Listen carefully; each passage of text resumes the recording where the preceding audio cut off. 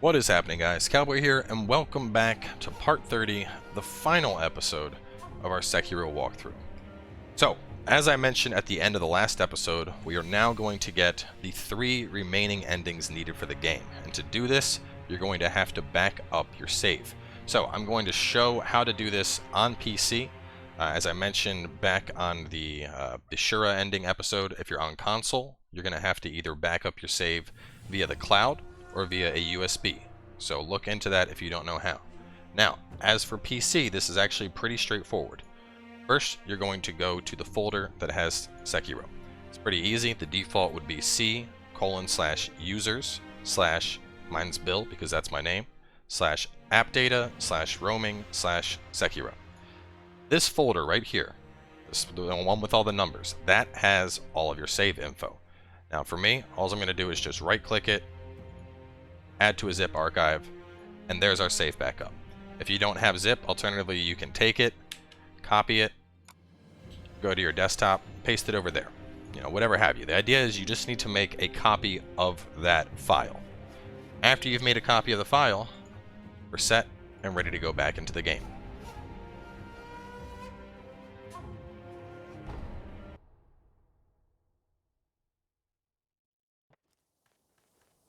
So as you can see, save state kept. Bosses are dead. We have all the items needed. Go and kneel before the divine heir.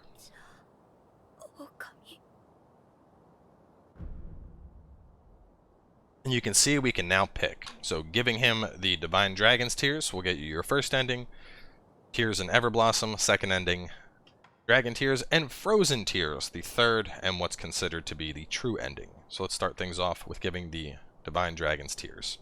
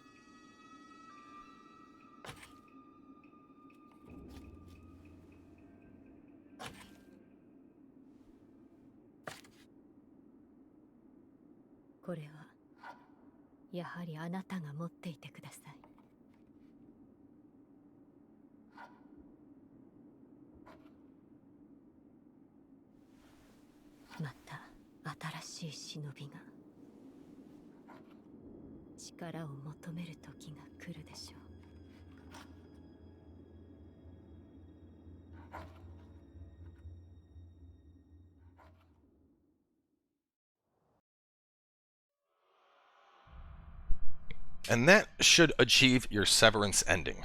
Basic gist here is we just use the Mortal Blade to actually sever the immortality of Kuro. Kuro dies, you take the place of the sculptor, and then, the cycle continues. Very Dark Souls centric, Miyazaki loves his cycles.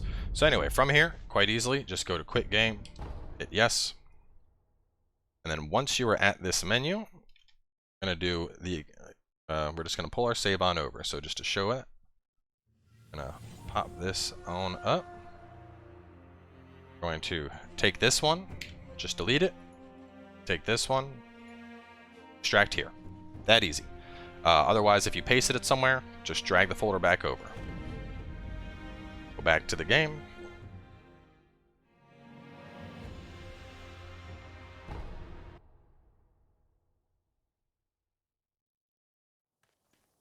You can see right where we left off. So now go to Kuro, and same shit. Except this time, give him the Dragon's Tears and Everblossom. おそばにおります。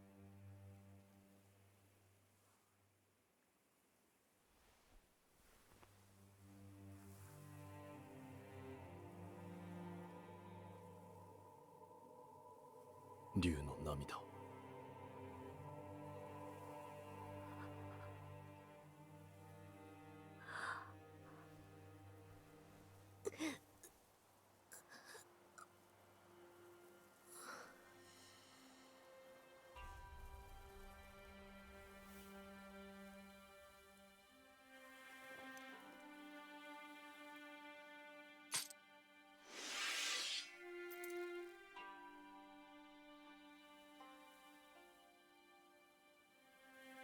最後の節を成敗いたす。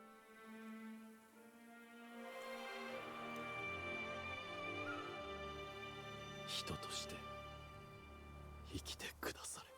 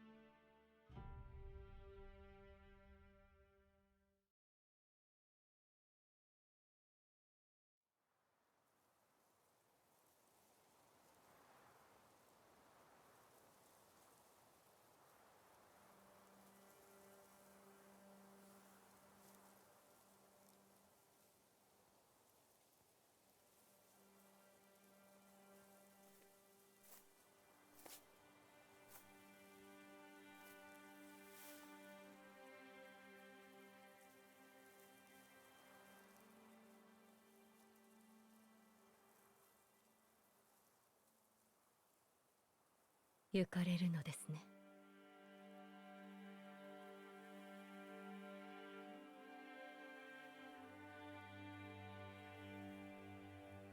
はい。私も人として懸命に生き、そして死のうと思います。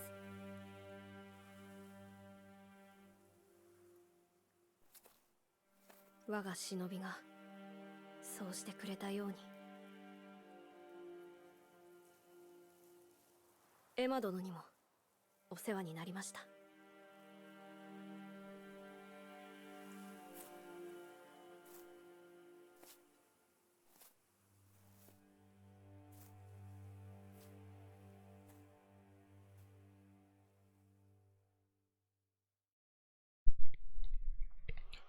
And with that, you'll have obtained the Purification ending. Basic gist here is, after giving him the Everblossom, and then severing your own immortality, it essentially removes the divinity from him, so he is no longer immortal and is essentially just a normal human that can live.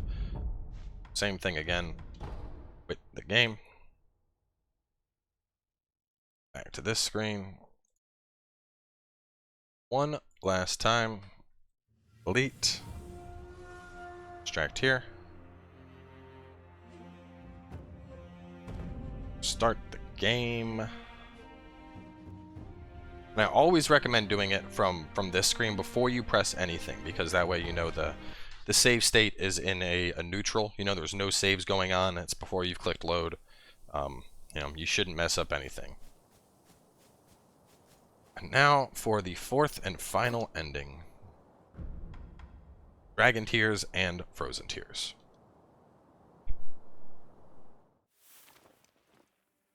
おそばにおります。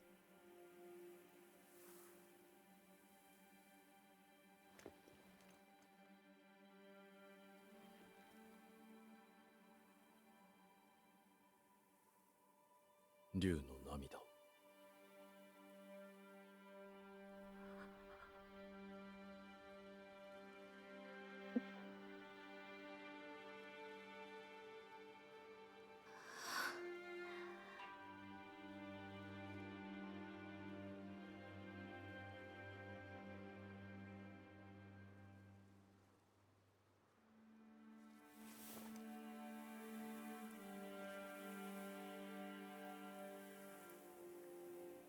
参りましょう、我が巫女。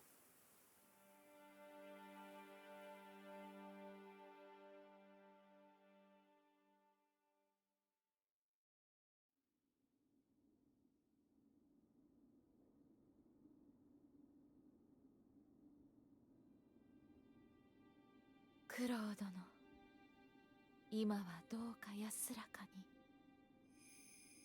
私の心にとどまってください。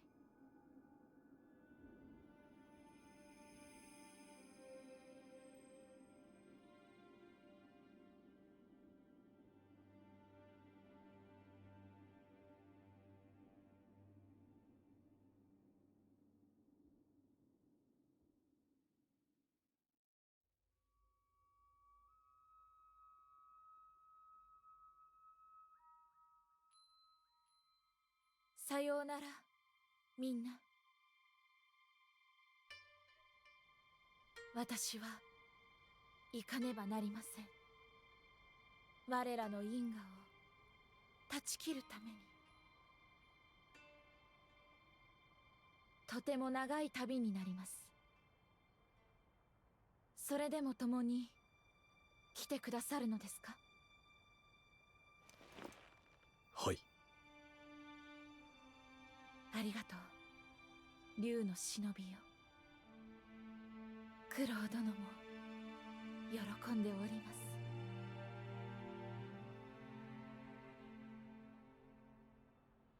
参りましょう。西に神なる竜の故郷に。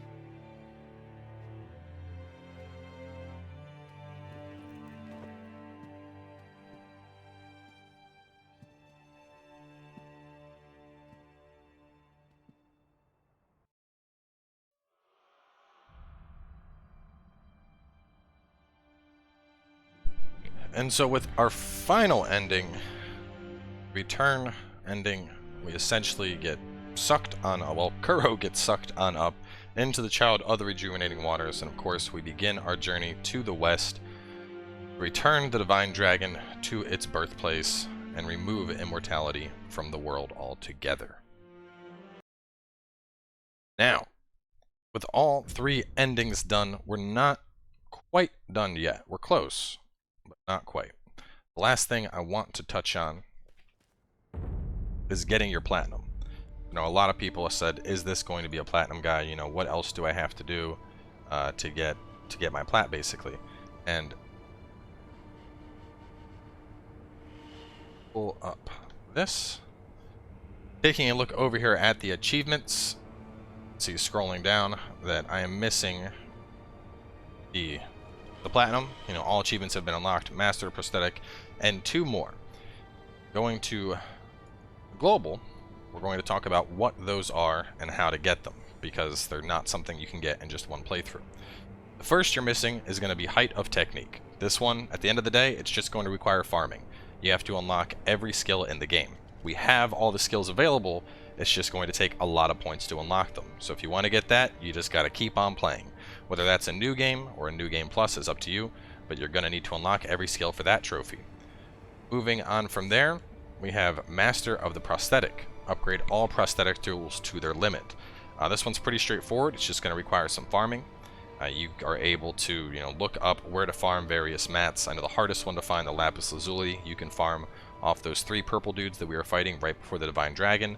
I would suggest using things like your Mibi Balloon of Possession, as well as the Bell Demon buff, and then of course get the passives that are in the Temple Arch tree to further increase your drop rate. And then after that, the very last thing you're missing is Man Without Equal, which you get for defeating all bosses. And you might say, hold up, we did defeat all bosses, but By the game standards, we have not. And the reason I say that is the game is tracking what bosses we have defeated by looking at the remnants in our inventory. And if you remember, after we ended up taking out Ishin in the Shura ending, we got a remnant for him as well. So essentially, what you have to do is go back through the game at least once. You got to start playthrough 2, and you're going to have to play your way back up to the Shura ending and defeat Ishin on New Game Plus to get his memory. And after doing that, unlocking your skills and upgrading all of your prosthetic tools, you will have your platinum for Sekiro Shadows Die Twice. So that is going to wrap this one on up, guys. Thank you so much for joining me along on this journey. Without question, this has definitely been my favorite experience that Miyazaki has brought to us so far. You know, the combat in this game, I would say, is second to none. Like, the intensity of the swords clashing and working in the tools, and it's just, ooh, man, it gets your heart going in a way that, I mean, Dark Souls was always exciting, but it was a different kind of excitement. It was a tense, nervous excitement.